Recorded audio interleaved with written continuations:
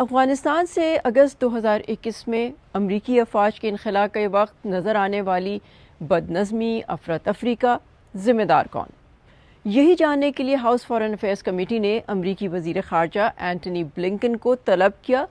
इससे पहले रिपब्लिकन्स अफ़गानिस्तान के इनखला पर एक तफसीली तहक़ीक़ाती रिपोर्ट शाया कर चुके हैं, जिसमें उन्होंने बाइडन एडमिनिस्ट्रेशन और स्टेट डिपार्टमेंट को इस बदनज़मी का ज़िम्मेदार ठहराया था। I at least take away from the 20 years is that while very well intentioned and noble in aspiration, the idea of nation building and trying to impose a democracy on a country by, in effect, by military means alone is simply not going to work.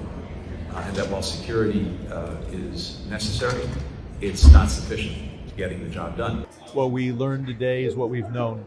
The Trump administration released 5,000 bloodthirsty terrorists from the Taliban, and then turned it over to the Blinken and Biden team to effectuate the withdrawal.